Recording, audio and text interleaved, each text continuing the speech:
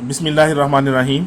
Dear students, आज हम domain और रेंज के कॉन्सेप्ट के बारे में पढ़ेंगे। डोमेन जो है उन तमाम पॉइंट्स का सेट होता है जिनको फंक्शन में अगर हम दर्ज करें तो जवाब जो है कोई ना कोई रियल नंबर आ जाए। यानी फंक्शन ना तो अनडिफाइंड हो उन पॉइंट्स पे, ना ही जो है वो इमेजिनरी हो, तो उसे हम उन तमाम जो है वो पॉइंट्स को जो है वो उस फंक्शन की डोमेन कहते हैं। और उन पॉइंट्स को दर्ज करने के नतीजे में हमारे पास जो भी उस फंक्शन के जो है वो आउटपुट यानी जवाबात आएंगे, उन तमाम जवाबात का जो सेट होगा वो रेंज कहलाता है। तो इसको समझने के लिए हम एक एग्जांपल देखते हैं। हमारे पास फंक्शन है एक f of x is equal to x square minus 16।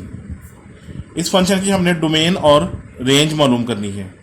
तो हम देखेंगे कि वो कौन से पॉइंट हैं जिनको अगर हम यहाँ दर्ज करें तो जवाब जो है हमारा इमेजिनरी ना बने। तो अगर x की जगह हम 4 पुट करेंगे तो 4 का स्क्वायर 16 होगा, 16 माइनस 16 0 आ जाएगा।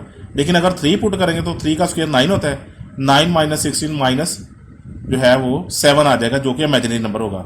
इसका मतलब है हम x की जगह 4 या उससे बड़े नंबर पुट कर सकते हैं। इसी तरह नेगेटिव साइड पे चले जाएं तो -4 पुट करने से 0 आएगा, -5 पुट करने से ये 25 माइनस 16 9 आ जाएगा। यानी -4 से जो है हम छोटे नंबर पुट करेंगे और +4 से बड़े नंबर पुट करेंगे। तो इसकी जो डोमेन होगी हमारे पास, डोमेन ऑफ f, ये होगी हमारे पास -इन्फिनिटी से लेकर -4 तक और यूनियन +4 से लेकर +इन्फिनिटी तक। तो ये हमारे पास इस फंक्शन की डोमेन हो जाएगी। ये स्मॉल ब्रैकेट लिखने का मकसद ये होता है कि ये इस साइड से ओपन इंटरवल है और -इन्फिनिटी शामिल नहीं है। और ये जो बड़ी ब्रैकेट लिखी है इसका मतलब होता है कि ये क्लोज्ड है इस साइड से और ये 4 इसमें शामिल है। यानी -4 और 4 शामिल होंगे, जबकि -इन्फिनिटी और +इन्फिनिटी शामिल नहीं होंगे। +4 और +इन्फिनिटी के दरमियान नंबर और -4 और -इन्फिनिटी तक जो है नंबर वो हमारे इस डोमेन में आएंगे। अब इसकी रेंज मालूम करते हैं। तो हमने देखा था कि अगर हम इसमें 4 दर्ज करें, x या 4 पुट करें तो 4 का स्क्वायर 16 होगा, 16 माइनस 16 0 आ जाएगा। तो इसका मतलब इसका सबसे जो कम से कम जो है वो आंसर वो हमारे पास 0 होगा। अगर हम 5 पुट करेंगे तो 9 आ जाएगा, 6 पुट करेंगे तो वो और जो है 20 आ जाएगा। इसी तरह तो हम जो है वो +इन्फिनिटी तक इसके आंसर जो है वो हासिल कर सकते हैं। तो इसकी जो रेंज है वो 0 से +इन्फिनिटी तक होगी। 0 शामिल होगा जबकि +इन्फिनिटी शामिल नहीं होगा।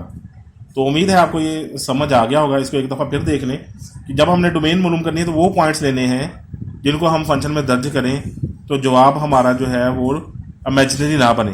तो -इन्फिनिटी और -4 के दरमियान हम कोई भी जो है नंबर दर्ज करें तो ये रियल नंबर ही आंसर आता है। इसी तरह +4 और +इन्फिनिटी के दरमियान कोई भी नंबर दर्ज करेंगे तो वो हमारे पास रियल नंबर ही आएगा। जबकि -4 और 4 के दरमियान अगर हम दर्ज करें तो हमारे पास जवाब जो है वो नेगेटिव जगह के अंदर आ जाएगा और ये जो है आंसर इमेजिनरी हो जाएगा।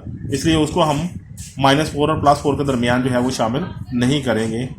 और इसकी जो डोमेन है -इन्फिनिटी से -4 यूनियन 4 से +इन्फिनिटी होगी। इसको हम एक और तरीके से भी डोमेन लिख सकते हैं। अगर आपने आंसर इस तरह नहीं लिखना तो आप यूँ भी लिख सकते हैं इसको कि real number, set of real number -4 to +4। तो ये आंसर भी लिखा जा सकता है। आपकी मर्जी है तो ऊपर वाला लिख लें, आपकी मर्जी है नीचे वाला, दोनों ठीक है। और रेंज जो है, जो भी हमारे पास स्क्वायर रूट में फंक्शन होगा तो स्क्वायर रूट कभी नेगेटिव नहीं आता, उसका कम से कम आंसर 0 आ सकता है। तो 0 से स्टार्ट होगा और +इन्फिनिटी तक जाएगा। कंपोजिशन ऑफ फंक्शन के बारे में पढ़ेंगे कि फंक्शन की जो कंपोजिशन है वो क्या होती है। हमारे पास अगर 2 फंक्शन है, एक f है फ्रॉम x टू y और एक फंक्शन g है from y to z, then composition of f and g is the function defined by f composition g of x is equal to f into g of x।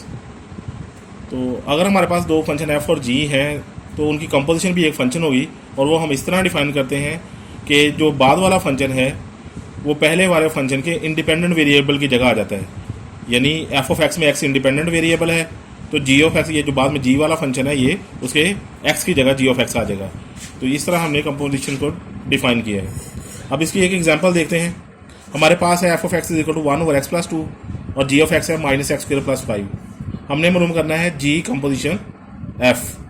तो अब इसमें composition मालूम करने के लिए सबसे पहले हम इसकी डेफिनेशन अप्लाई करेंगे। तो डेफिनेशन में क्या है कि जो बाद में फंक्शन है वो पहले वाले फंक्शन का इंडिपेंडेंट वेरिएबल बन जाएगा, यानी G composition F of x is equal to G into F of X होगा। अब एफ ऑफ एक्स की हम वैल्यू पुट कर देंगे। एफ ऑफ एक्स की वैल्यू हमारे पास है 1/x+2, ये आ गई। अब ये वैल्यू जो है हम जी में एक्स की जगह पुट करेंगे। तो जी का जो फंक्शन है उसमें एक्स ये है, तो इसकी जगह ये वैल्यू आ जाएगी। ऊपर स्क्वायर है तो स्क्वायर आ गया, +5 है तो 5 आ गया। अब इसका जो है स्क्वायर ओपन कर देंगे, 1 का स्क्वायर 1 होगा, नीचे इसका सेपरेट स्क्वायर हो जाएगा। अब यहाँ हम यूँ करेंगे कि इसका एलसीएम ले लेंगे। तो एलसीएम में x+2 का स्क्वायर आ जाएगा, इसका -1 वैसे ही आएगा और ये इससे 5 से मल्टीप्लाई हो जाएगा। नेक्स्ट हम ये करेंगे कि -1 + 5 इसका स्क्वायर ओपन कर देंगे। इसका स्क्वायर a² b² 2ab वाला फार्मूला यूज़ करेंगे, तो ये आ जाएगा x² + 4x + 4।